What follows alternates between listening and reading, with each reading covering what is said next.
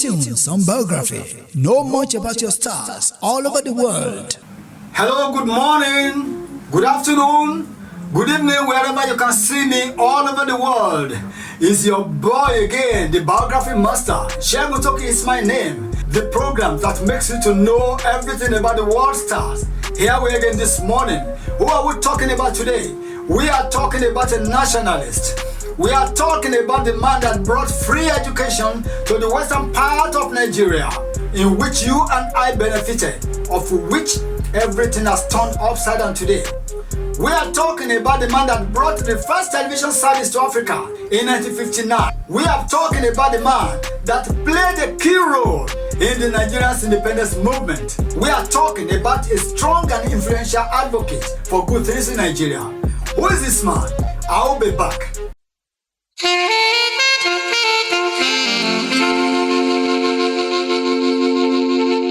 Toki, sweet tunes on Biography. You can't get tired of me. You are welcome back again on the program. Toki, sweet tunes on Biography. Who are we talking about today? Like I said, we are talking about Chief Obafemi Awolowo. Chief Obafemi Awolowo was the leader of Nigeria's Action Group Party and the first indigenous premier of Western Nigeria. He campaigned heavily for developmental change and implemented free primary education and child healthcare policies across the Western region. Awolowo began work on this autobiography in 1957, at a time when Nigeria's request for self-government had been refused. His early life. Obafemi Awolowo's son, GCFR, was born Jeremiah Obafemi Oyeniyi Awolowo on the 6th of March 1909 in the remote town of Ikenne, present-day Ogun State of Nigeria. He was the only son of David Shokolu Awolowo, a farmer and a sawyer, and Mary Efunyela Awolowo. He had two sisters and one maternal half-sister. Awolowo's father was born to a high chief and member of the Warefa, the leading faction of the traditional Oshogbo group that ruled Ikenne. In 1896, Awolowo's father became one of the first natives to convert to Christianity.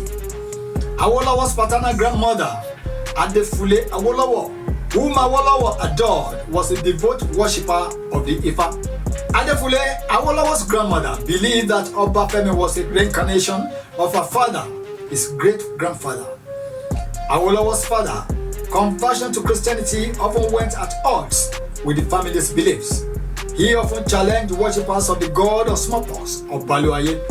His father ultimately died on April 8, 1920 of smallpox when Obafemi was 11 years old. He attended various schools, including Baptist Boys High School, BBHS, Abeokuta, after which he qualified as a shorthand typist. Subsequently, he served as a clerk at the Wesley College, Ibadan, as well as a correspondent for the Nigerian Times. Following his education at Wesley College, Ibadan, in 1927, he enrolled at the University of London as an external student and graduated with the degree of Bachelor of Commerce, Hons. He went to the UK in 1944 to study law at the University of London and was called to the bar by the Honorable Society of the Inner Temple on the 19th of November 1946. In 1949, Awolowo founded the Nigerian Tribune, a private Nigerian newspaper which he used to spread nationalist consciousness among Nigerians. I will be back again.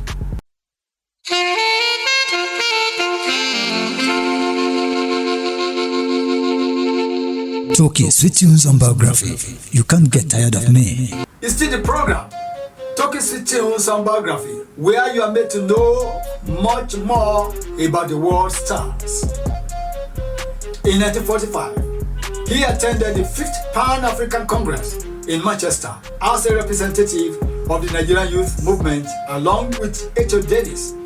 Also attending was an illustrious list of participants, which include Kwame Nkrumah, Hastings Banda, Jomo Kenyatta, and Jaja Wachuku, among others.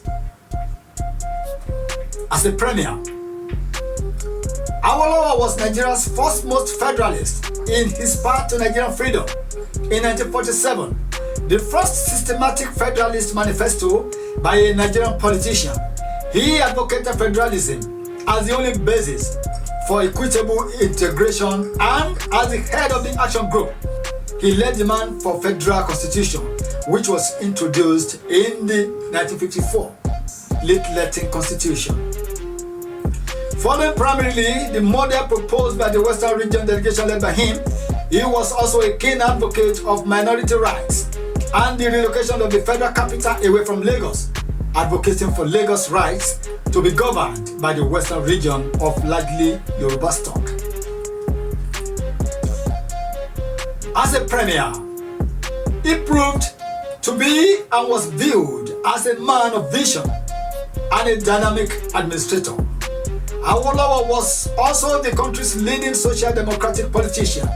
He supported limited public ownership and limited central planning in government.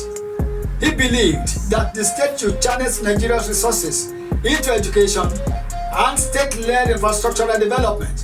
Controversially, and at considerable expense, he introduced free primary education for all and free health care for children in the Western region, established the first television service in Africa in 1959, and the Oduduwa Group, all of which were financed from the highly lucrative cocoa industry, which was the mainstay of the regional economy. His valedictory speech on November 3, 1959 to the Western Region House of Assembly, recounting his achievements in office between 1952 and 1959, provides context to his work ethic and achievement as an administrator. Chief Obafemi Awolowo. From the eve of independence, he led the action group as the leader of the opposition in the federal parliament, leaving Samuel Ladoke Akintola as the Western Region Premier. Disagreements between Awolowo and Akintola on how to run the Western Region led the latter to an alliance with the Tafawa Balewa-led NPC federal government.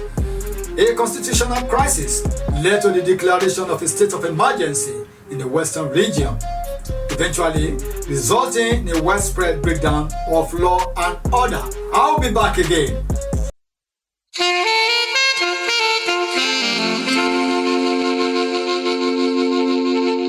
Talking sweet tunes and biography.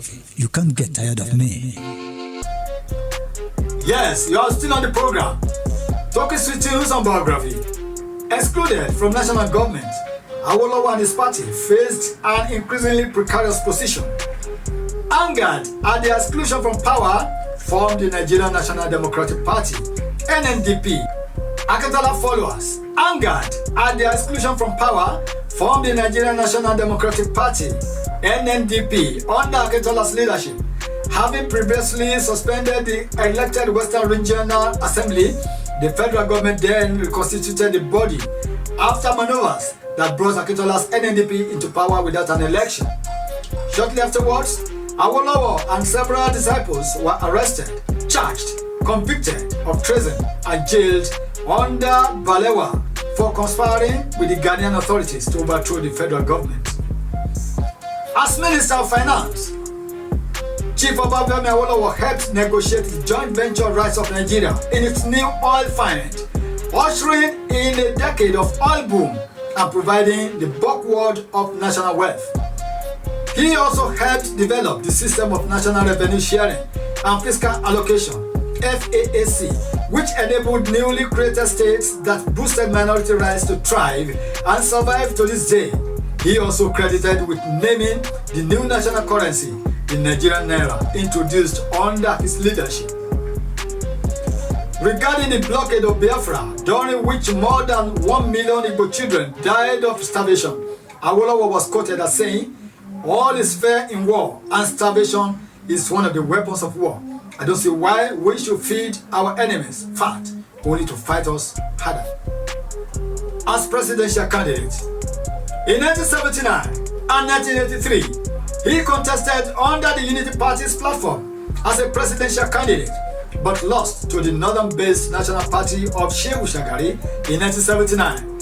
He contested his loss in court, making the case for electoral college decision because the winning candidate couldn't have said to have won, having not fulfilled the minority in 2/3 of states, then 19, which led to the landmark Supreme Court decision of 1979 with Chief Justice Fatai Williams. His legacy.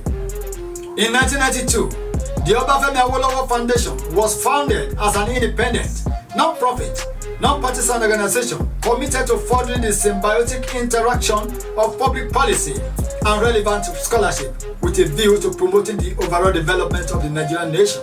The foundation was launched by the President of Nigeria at that time, General Ibrahim Babangida, at the Liberty Stadium, Ibadan. However, his most important bequests tied away him are his exemplary integrity, his welfareism, his contribution to hastening the process of colonialization, and his consistent and reasoned advocacy of federalism based on ethno-linguistic self-determination and uniting political strong states as the best basis for Nigerian unity. Awolowo died peacefully at his Ikene home, the Efunyela Hall, so named after his mother, on 9th of May 1987 at the age of 78, and was laid to rest in Ikene amid tributes across political and ethno-religious divides. He is featured in the 100 Naira banknote since 1999.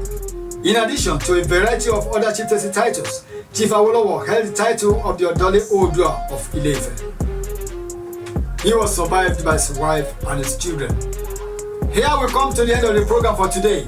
It's been Talking Sweet Tunes on Biography. By next week, I shall see you again. You can never be tired of seeing me. God bless you. I love you.